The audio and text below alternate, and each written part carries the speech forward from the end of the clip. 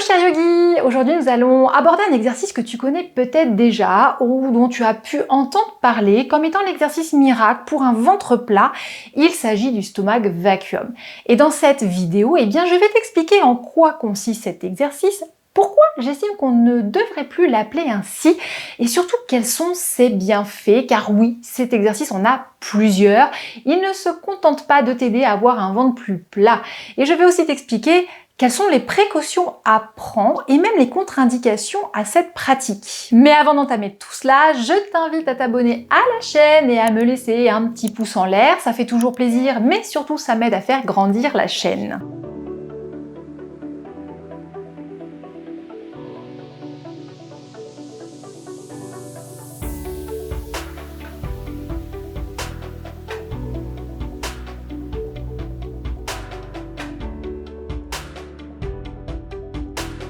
Alors en quoi consiste cet exercice qui n'est autre en réalité qu'une technique respiratoire? Cette pratique peut se faire allongée, ce qui est le plus conseillé si l'on débute. Elle peut se faire aussi debout ou en position assise. C'est ça qui est formidable, c'est que cet exercice peut se pratiquer n'importe où. Mais attention avant de pratiquer, écoute bien mes explications et attends de savoir quelles sont les précautions et contre-indications pour savoir si tu peux l'effectuer. Donc dans cette technique, en fait, on inspire de façon physiologique, c'est-à-dire au niveau abdominal. Je te remets en lien la vidéo que j'ai faite sur ce sujet au cas où la respiration abdominale serait encore un peu obscure pour toi. Une fois que l'on a inspiré, on va venir contracter le périnée au tout début de l'expiration, faire comme si l'on voulait retenir une envie de faire pipi ou d'aller à la selle.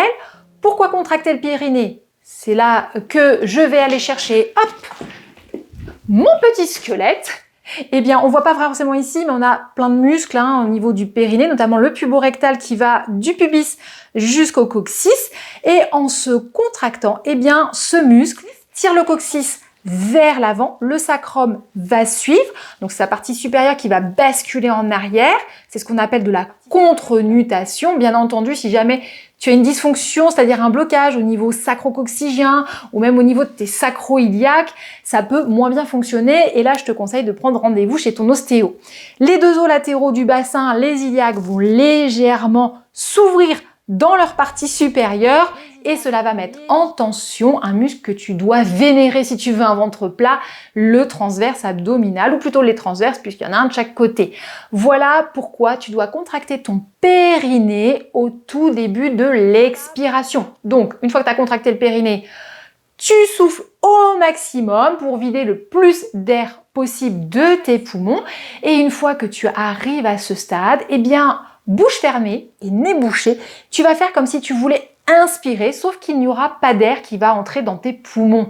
Ce qui va avoir pour effet d'aspirer ton diaphragme abdominal, le principal muscle de la respiration, vers le haut. Tu restes quelques secondes ainsi en apnée, poumon vide, puis tu relâches, tu reprends ton souffle, tu réalises quelques respirations naturelles et tu recommences. Tu peux faire l'exercice entre 5 et 10 fois selon ton expérience et tu peux le pratiquer, pourquoi pas, 2-3 fois dans la semaine. Alors pourquoi ne plus appeler cet exercice le stomach vacuum à mon sens? Parce que c'est trop réducteur. Je trouve que cela ne décrit pas bien cette pratique. On pourrait penser que l'on veut vider son estomac et comme on va le voir, ce n'est pas à pratiquer juste après un repas. C'est vrai que l'estomac va lui aussi être aspiré vers le haut et que cela va avoir un effet bénéfique sur certains organes, mais ce n'est pas le seul concerné. Alors comment l'appeler? On ne va rien inventer. Cette technique s'appelle également la fausse inspiration thoracique. Et là, tout de suite, on comprend que c'est une technique respiratoire, d'une part, dans laquelle, on va vouloir inspirer, mais pas vraiment, puisqu'elle est fausse. Voilà, en yoga, on l'appelle aussi Uddiyana Bandha. Un bandha, c'est un verrou énergétique, c'est quelque chose qui retient, où l'on va concentrer l'énergie pour la maîtriser et la distribuer. Uddiyana, c'est le fait de s'élever, donc c'est le fait de concentrer l'énergie dans la zone diaphragmatique et le fait d'accentuer cette élévation à la fin de l'expiration, au moment où on essaie d'inspirer sans vraiment le faire. Voilà pourquoi je préfère le terme de fausse inspiration thoracique, qui est plus simple à comprendre et à retenir que les termes en sanskrit, et qui par rapport à Stomach Vacuum ne cantonne pas cette pratique à une pratique dédiée à l'estomac. Et comme je te le disais au tout début, cette technique a de nombreux bienfaits. Lesquels? Eh bien, la fausse inspiration thoracique est une technique qui permet de tonifier sa sangle abdominale et qui agit surtout sur les transverses abdominaux pour un effet ventre plat que l'on rêve toutes d'avoir. Avec cette aspiration du diaphragme et du coup des organes qui sont en dessous, eh bien cela réalise un véritable massage au niveau digestif, donc c'est très bon pour améliorer le transit. Cela masse les organes intervenant dans les fonctions d'élimination, ceux qui ont un rôle majeur au niveau circulatoire, le foie, la rate, les reins, la vessie, etc. Donc on a un effet détox, mais aussi un effet très bénéfique sur les fonctions circulatoires. Donc une technique à pratiquer en cas de jambes lourdes, par exemple, d'œdème, d'hémorroïdes, etc. Cela a évidemment un effet intéressant au niveau pulmonaire, au niveau des alvéoles, donc ça améliore aussi les facultés respiratoires. Et puis cette technique est très intéressante lorsque l'on vient d'accoucher pour favoriser la cicatrisation du périnée, pour aider l'utérus à se rétracter, aider les grands droits à se rapprocher et donc aider un éventuel diastasis à se refermer, chose que l'on peut aussi travailler même des années après son accouchement. Et du fait de cette aspiration vers le haut, cette technique est aussi intéressante en prévention des descentes d'organes qui touchent malheureusement pas mal de femmes. Sur un plan plus yogique, cela permet de faire monter l'énergie, d'activer le métabolisme, de réchauffer le corps.